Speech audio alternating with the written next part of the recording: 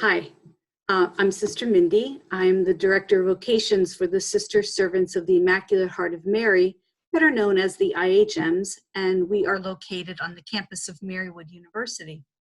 So happy that you decided to do Bold Choices Retreat. It's a wonderful way to come together and just talk about those things that really perplex you or you wonder about, or maybe you've already figured out how to do some really great things for yourself in terms of discernment and how you pray and how you kind of figure out what you want to do in life. So let's get started. This first talk is about passion. And that's what we really called our retreat, Bold Choices, how you find your passion and live that fully. And I can't say that we have all the answers, but these are some ways in which you can get in touch with what is it you love to do. What is the most important thing in your life? What do you value? What are you good at? And, how is God calling you to be in this world today? So what I'd really like to do is partly share my screen, and I'll be doing this back and forth with sharing the screen and just trying to do a few things with you. So please just, if I get like crazed with this, just please don't mind me and bear with me because I want to show you a few movie clips as well. So it's going back and forth, back and forth. I love this quote. A friend of mine used it for the Bold Choices retreat at her college, which I helped her with. And the quote is from a bishop that's not a Catholic bishop, but he's a bishop of an interfaith, very popular interfaith group. And I don't know much about him, but I did look him up. But it just fits what we're going to do. If you can't figure out your purpose, figure out your passion. For your passion will lead you right into your purpose. I love that. I think that is exactly what we're going to talk about. Sometimes we don't know what our purpose is, or we start to ask, those bigger questions of life, like, why did God put me on this earth? Why do I have the questions that I have? And this is kind of a time to think about that, and you don't have to be lost or confused or disoriented or bewildered. But if you are, that's okay, because we all get into that. We always don't know what we're supposed to do or what we're supposed to be about in terms of our job or ministry. But let's just take another step, because God is going to lead us through this, and God is the one who is at our side. I'd like to begin with this prayer by Pedro Arrupe, a Jesuit, no longer living, deceased, but it is such a wonderful prayer, and it really speaks to me about passion. Nothing is more practical than finding God. That is, and falling in love in a quite absolute final way. What you are in love with, what seizes your imagination, will affect everything. It will decide what will get you out of bed in the morning, what you do with your evenings, how you spend your weekends, what you read, who you know, what breaks your heart, and what amazes you with joy and gratitude. Fall in love, stay in love, and it will decide everything. Wow, isn't that beautiful? I love it. And I think it just bears a little bit more reflection for us before we move into some of the other pieces of this first part of the retreat. So I'm going to ask you to close your eyes, and we're just going to go through a little guided meditation that maybe hopefully will break this prayer open a little bit more for you. So just close your eyes, and I'm going to ask you questions that are just led by this prayer. What are you in love with?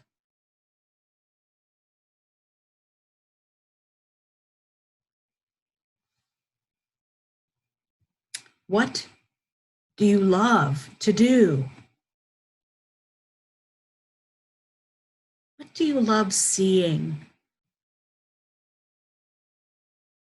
What do you love to experience? What do you love hearing? What seizes your imagination? And I mean that really, literally. What do you find yourself thinking about in those moments when your mind has that time to wander?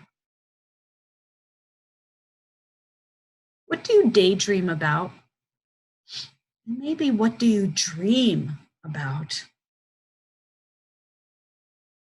What does get you out of bed in the morning besides the alarm that won't quit? Is it exercise in some way, yoga, tai chi, running, working out in the gym? Is it transportation that you have to catch, like a bus or a train, or you need to start that car so it'll warm up and get you to where you need to go? Is it class or work that gets you up? Are people the reason that you get up? Your loved ones that you will see and can't wait to see? Is it the desire to have breakfast with loved ones? Or is it just to eat? Is it a chance to spend time in prayer with God before the craziness of the day begins? What does it for you? What do you most often do with your evenings? How do you spend your evenings, your nights? How is it that you spend your weekends when you have more time? Do you practice Sabbath? Let these images flood your mind. What are you reading right now? What do you like to read? Who are the people you like to spend time with? And what do you like to do with those people? I ask you to think about the past month or so, and it's been an unusual one for sure. Can you recall something that really touched your heart deeply? Something or a situation that broke your heart open?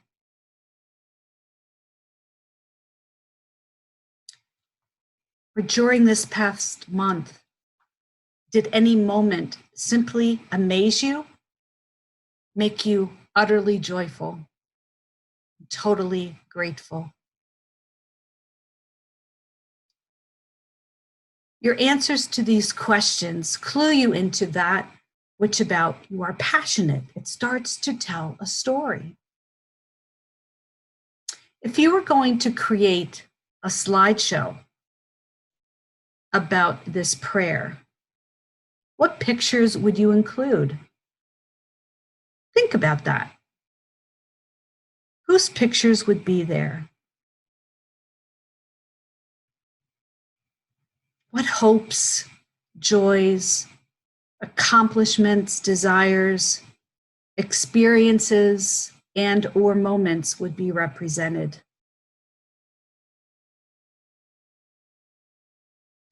As these images and symbols fall onto your page, it will tell you even more about your passion.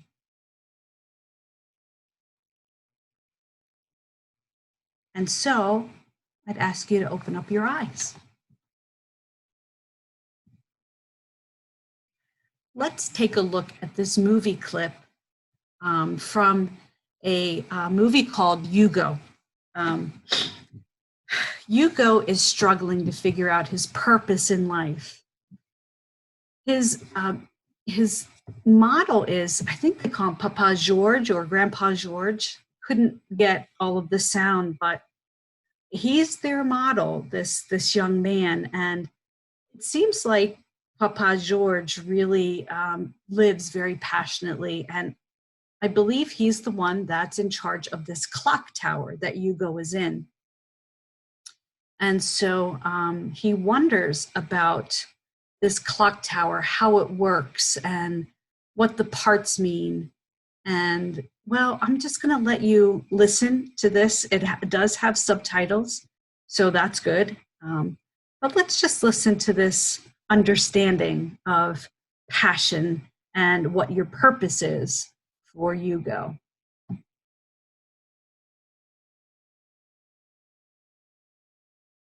So I love when Hugo says, you know, machines never come with any extra parts.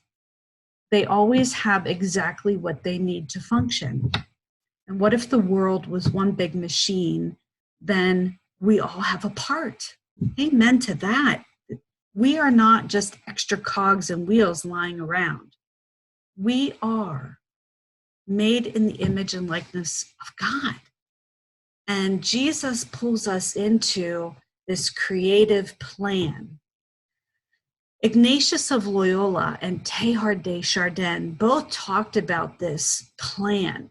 And I have a friend who talked about God's plan more as like a playbook, that God doesn't plan out our life, but as we move along during our life and we go here and we go there, God is saying, oh, she went that way. Okay, I'm going to go this way. Or he took that turn, so I'm going to go over there with him over there. It's a playbook, you know, it's not a static thing. And if any of you have played sports, you know that sports, you know, you might have a play in your head, but it always doesn't turn out the way that you plan it. You hope that it does, but you never know what the other person is going to do or how they're going to move. Well, that's God with us because we have free will, but we have a purpose. We have a specific purpose, and we're each unique in that. And we are all part of God's creation, created by God to be a part of God's world. We are co-creators. And when I studied a little bit of Teilhard and Ignatius together, it was really neat how the author, and I can't remember the name of the author who put them together right now, but they called it the God Project. And it's how we operate in the world to bring about the creation. Like God is continuously creating, always creating, and so are we. And so we are part of this wonderful, wonderful world of creation. And remember, Jesus said, we are here to bring about the kingdom of God, kingdom to bring together all people in unity as one. And so how do we build up this kingdom where Jesus healed and loved and cared for all people? And so how do we fit into all of that? In doing this Bold Choices retreat for so many years, just recently I found this term called ikigai. It's a Japanese concept meaning a reason for being. Everyone, according to the Japanese, has an ikigai. Finding it requires a deep and often lengthy search of self. Such a search is regarded as being very important, since it is believed that discovery of one's ikigai brings satisfaction and meaning to life.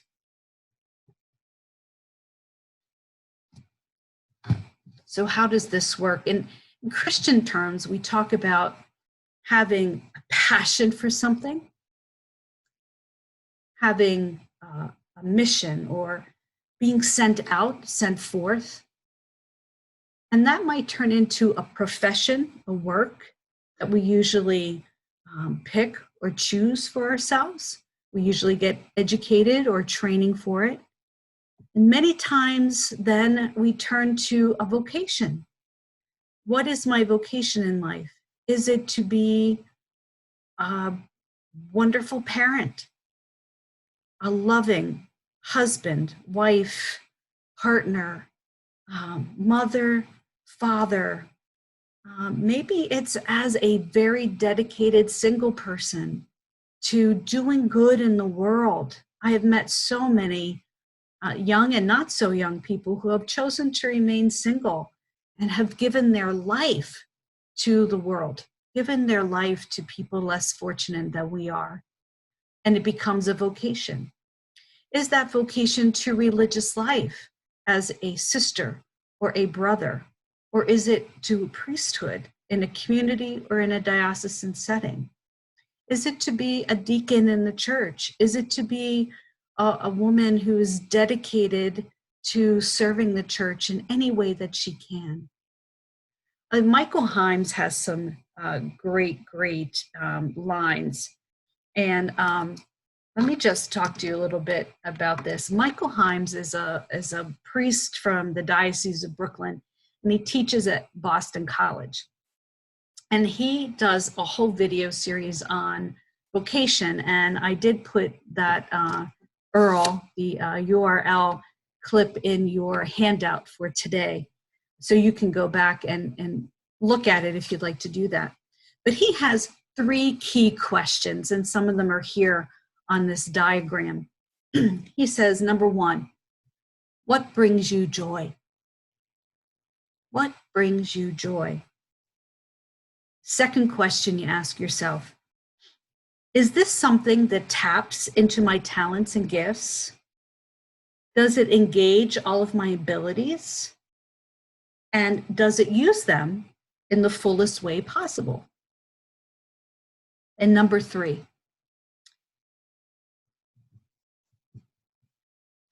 is this providing a genuine service to the people around me, to society at large? And then he gets down to brass tacks and just puts it out there in, I guess, really simple terms. Do you get a kick out of it? Are you any good at it? Does anybody want you to do it? And so there you have it. What you love, what the world needs, what you're good at. And oftentimes it also comes down to, what can I get paid for? So, sometimes there's a little bit of, if I didn't have to have money, I would do this. Go for it. Start asking yourself that question, because you never know. Maybe you can get paid for it, So you don't know. I love this too, the Carl Friedrich Buechner. I love his quote here. He says, vocation is where your deep passion meets the world's greatest needs. So let's talk a little bit about passion, a little bit more about passion. So we have to have a sense of who I am. Who am I? What are my gifts, my talents? What are my special, unique abilities? What do I give that nobody else gives? Because somebody else might have this job or this ministry, but how do I do it? So who am I while I'm doing what I'm doing? Am I the generous one? Am I the humorous one? Am I the one who never quits? Get the idea? Whose am I? That's a very important question for us as Christians. I am God's. I am a believer in Jesus Christ. And so I want whatever I do to follow in the footsteps of Jesus, because I am a Christian. And who am I becoming by God's grace? How am I growing? How am I living out my true calling, which is to be my best self? How do I want to be in the world? And how can I love the world like God does? I know it's pretty tall order, but those are the good questions we need to be asking ourselves. Before we look at this, a couple things. 1, passion is defined as an ardent affection, strong liking, or a desire for, a devotion to, or as an object of desire or deep interest. A friend of mine gave me this clip quite a while ago, and Les Brown, really, let me tell you, he is a preacher. He has such energy in his voice that you want to do exactly what he says to do. But in order to let you experience it, I'm going to play this YouTube. It's phenomenal, and you can look his YouTubes up. This You Gotta Have Passion. It goes on for quite a while. This is just a clip, but he's really, really good. So let's take a look at this.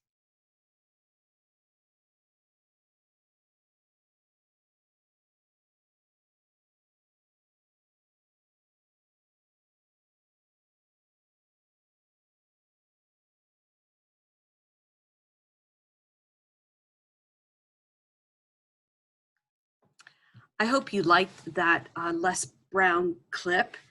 Um, it really speaks a lot about passion, doesn't it? And he gets so excited about it. And I wish somebody had said that to me when I was your age, that really look at what you're good at, look at what you love. I'm doing that now, really, I am. But I wish I had had that when I were younger, because it's really just an uplifting message, isn't it? So I just want to go back to a little bit about maybe your own questioning now of what's going on in my mind, what's going on in my head, what's going on in my heart. So, you might still be saying, so what is it I'm supposed to do? How do I even begin to figure this out? Well, sometimes other people recognize it in us. If you ask someone who knows you well, what's my thing? The thing I talk about the most, know most about. They might know it for you. Some of us know it off the top of our heads, but others think they don't know. But if asked the right questions, we find that we do know. It's right there, hidden underneath. So go back to that reflection that we did in the very beginning about falling in love, staying in love. What do you do? What do you do with your time? Pay attention to what you notice about how you spend your time, what you like, and with whom you associate. And different activities help some people in a different way. So I'm just going to throw this out at you. Let's try this one. It doesn't work for everybody, but it probably wouldn't work for me, but it might work for you. It's just one thing. List 3 of your favorite books or 3 of your favorite movies. The first ones that come to your mind. Now look at them. Do they have something in common? Might it tell you something about what your passion is? Not sure. That just might not be, if you're into horror, if you're into like serious action, that might not work for a Christian lifestyle, but it might say something about what you really are interested in. If you hang out on Netflix, what do you watch? Is it, do you ever get into History Channel or Science Fiction Channel or HGTV or The Cooking Show? Or is it, how to destroy a house and build it back up? What is it that you love? Just take a look at that. Here's the thing about finding our passion. What we're often missing when trying to get in touch with our passion is time. Time to think, time to be still, time to listen to what our life is saying. And that is so very important when it comes to discernment and really trying to figure out, where is God calling me in my life right now? Parker Palmer says that before I can tell my life what I want to do with it, I must listen to my life telling me who I am. I must listen for the truths and values at the heart of my own identity, not the standards by which I must live, but the standards by which I cannot help but live if I am living my own life. It's really, really important to take the time. I do have questions that you can really take the time to think about. Like, really take some time. You know, you might not have it today, but glance at them and maybe jot a few words down or quick sentences about each of them, and then go back and truly reflect on them. They're on your handout for today. And just listen. The next clip is going to ask you to go to a song by Beyonce. She performed it at the United Nations for World Humanitarian Day. And the words are about, I was here, I did this. It's a wonderful, wonderful clip, and it's a great song. And we all want to, you know, do something that says, look what I did. I was here. I made a difference. Yes, we do want that. And that's great. I mean, that's what we're here to do, right? But I want you to put one more element into that. It's really not about what I do. It's about how I bring Jesus Christ into the world. How do I witness the love of God? How do I witness that resurrection hope, that resurrection love, that paschal mystery through thick and thin? How do I say, not me, but Jesus Christ was here through me? Through me. And so it's a humbled stance, not look at what I did, look at where I was, look at all the things I have done. But I do these things because I love Jesus Christ, I love the people and creation of God, and I want to do this. So let's listen to that clip with that in mind. You know, that listening ear is not I was here, God was here through me. And with this, I say so long. I'll see you in the next clips of discernment and prayer.